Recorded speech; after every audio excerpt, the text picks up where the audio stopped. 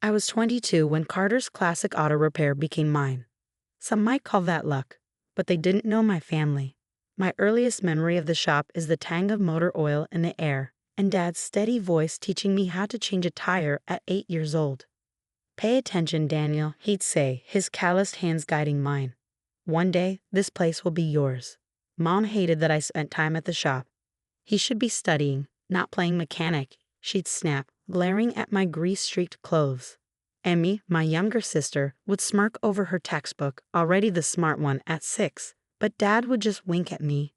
"Book smarts aren't everything, Sarah. Our boy's got mechanical genius in his blood." I didn't see it then, but those moments laid the groundwork for everything that followed. Mom's disapproval sharpened over the years. Amy's smirks hardened into contempt, and those cracks in our family widened until they split us apart. The shop was Dad's legacy, a rundown garage transformed into the town's most respected auto repair business. While my peers played video games, I learned to diagnose engines by sound and feel, skills Dad said couldn't be taught in any classroom. Mom didn't understand that world. As a polished real estate agent, she lived for pristine appearances and pushed me to fit into her mold of success. "You could be so much more if you'd stop wasting time in that filthy garage," she'd say. But Dad always had my back. "He's already more," he'd argue. "This shop's been in the family for generations, and Daniel's got what it takes to keep it alive." The tug-of-war escalated as I got older, culminating in my senior year of high school. One quiet evening, Dad and I were rebuilding the engine of a '67 Mustang. The smell of grease, the hum of the radio, the comfort of shared silence. It was our world. And then it shattered. Dad clutched his chest, his face twisted in pain. By the time the ambulance arrived, he was gone. A heart attack, the doctor said, sudden, massive, final. At the funeral, I stood between Mom and Amy, feeling like a stranger. Mom cried once we got home. But her tears weren't for Dad's loss. They were for the uncertainty ahead. "What will we do without the shop?" she sobbed. I stepped in, determined to honor Dad's dream, but Mom had other plans. "We should sell it," she declared. "The property's worth more than the business." "No," I said firmly. "Dad wanted me to take over. It stays in the family." Amy laughed. "Danny, you barely passed high school. How do you think you're going to run a business?" What they didn't know was that Dad had prepared me for this moment. From balancing the books to building customer trust, he taught me everything. When the will was read, the shop was left solely to me. Mom and Amy were livid. "He's going to ruin it," Mom spat.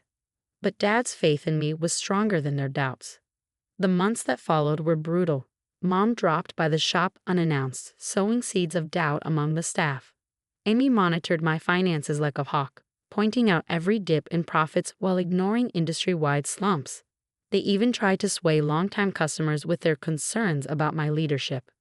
But loyalty Dad had built over decades couldn't be shaken. Customers like Mr. Peterson and Mrs. Rodriguez believed in me because they'd seen Dad's faith in me firsthand. 6 months in, I made a bold move, hiring Mike, a seasoned mechanic. "We can't afford it," Amy protested, but I knew better. Mike's expertise let us tackle tougher jobs, and within 3 months, profits rose by 15%. Mom and Amy hated that success. One night, I found them in my office, rifling through my files. "What are you doing?" I demanded.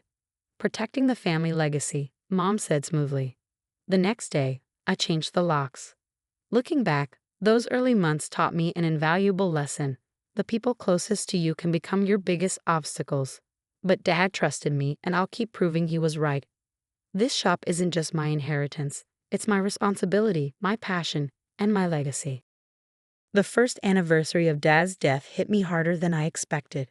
Late one evening, after closing up, I found myself at his desk, staring at the old family photo he kept there. It was from his surprise 50th birthday party. Everyone smiling, back when life seemed simpler. I clutched the frame like it could anchor me, lost in memories, when Mike, my lead mechanic, appeared in the doorway. "Your old man would be proud, kid," he said, his voice steady. "Shop's doing better than ever." Mike wasn't wrong. Against all odds, and my family's predictions, I'd not only kept the shop afloat but expanded its reach. Our customer base had grown by 30%, word-of-mouth referrals were surging, and I just paid off the last of Dad's equipment loans. On paper, I was thriving, but success, I was quickly learning, came with its own set of battles. The trouble started with a letter from Amy's law firm. Not from her directly, she wasn't a licensed attorney yet, but from a senior partner she worked for. It raised concerns about our environmental compliance, recommending a full audit of our waste disposal practices. I saw through it immediately. A month earlier, I'd refused to share the shop's financial records with Amy under the guise of her school project. This was payback. The audit disrupted operations for 3 days and drained thousands in consulting fees. But we passed without issue. Dad had always been meticulous about regulations, and I'd maintained his high standards. If Amy's approach was calculated, Mom's was personal. She began dropping by unannounced, often in the evenings when exhaustion made me more vulnerable. I ran into Joyce Miller today. She started one night, easing onto my couch uninvited. Her son just graduated business school, top of his class. He's looking for investment opportunities. I'm not selling, Mom, I interrupted. You're being stubborn, Daniel, she shot back. You're killing yourself here, just like your father. Is that what you want? To end up like him? Her words hit like a gut punch. Get out, I said quietly, my hands trembling. Daniel, I'm your. Get out. She left, but not before throwing a parting dagger. Your father made a mistake trusting you with his legacy. One day, you'll see that. The next morning, I discovered a slew of scathing online reviews accusing the shop of incompetence and dishonesty. The wording was eerily consistent, and while the IP addresses were masked, the culprit was clear. It took weeks to have the fake reviews removed, but the ordeal had an unexpected silver lining. Loyal customers rallied around us, posting glowing testimonials and sharing stories of Dad. One even brought homemade cookies for the staff. That's when I realized Dad's shop wasn't just a business. It was a cornerstone of the community. It wasn't just his legacy, it was ours. But Amy wasn't done. She escalated her campaign, gathering data she likely thought was her trump card. It all came to a head at Mom's birthday dinner. I almost skipped it, but Mike convinced me. Family's family, he'd said, even when they're a pain in the ass. The evening started pleasantly enough. Amy was all smiles, playing the perfect hostess. Then, just as dessert was served, she struck. We need to talk about the shop, she announced, pulling out a folder thicker than a phone book. I've been doing some analysis, and there are serious concerns. She launched into a presentation of charts and projections, painting a grim picture of mismanagement and financial instability. Her solution? Sell the shop while it still had value. Uncle Jack, Dad's older brother, cut her off. Enough, he said, his voice cutting through the tension. Your father trusted Daniel because he knew what he was doing, something you and your mother refused to acknowledge. Amy bristled. The numbers mean nothing if you don't understand the industry, Jack shot back. I've been in this business for 40 years. Daniel's not just keeping the shop alive, he's making it better. Your father would be proud. Mom stood abruptly, her face tight with anger. Jack, you don't understand. I understand plenty, he replied. You've spent your whole life underestimating that boy, but Robert knew his worth. It's about time you did too. The dinner ended in icy silence. As the guests left, Uncle Jack pulled me aside. Your dad asked me to keep an eye on you, he said, his voice softer now. He knew this wouldn't be easy, but he also knew you could handle it. Don't let them shake you, kid. You're doing good. His words were a bomb, but his parting warning lingered. They won't stop, Danny. Be ready. The next morning, I received notice of a formal complaint filed with the State Regulatory Board, courtesy of Amy. Another audit, more lost time and money. But as I looked around the shop, at Mike mentoring a new apprentice, at Mrs. Rodriguez's Corvette up on the lift, at the wall of photos showing 3 generations of Carters, it only strengthened my resolve. Dad had left me more than a business. He'd left me a purpose. No matter what Mom and Amy threw at me, I wasn't giving up. The war for Dad's legacy wasn't over. But for the first time, I knew I'd win. The state investigation dragged on for months. Each day brought more paperwork, endless demands for documentation, and new bureaucratic hoops to jump through. Amy's complaint was meticulous, designed to require an exhaustive investigation, even though there was nothing incriminating to find. I started sleeping in Dad's office most nights, too drained to drive home. Late one evening, while rummaging through a box of records, I found something unexpected in the bottom drawer, a weathered leather journal, worn smooth from years of use. It was Dad's. Most of the entries detailed shop business, notes about repairs, customers, and ideas for improvements. But one entry, dated just 2 weeks before he passed, stopped me cold. Sarah and Amy still don't see it. They remember Daniel as the kid who struggled in school, the son who didn't follow their expectations.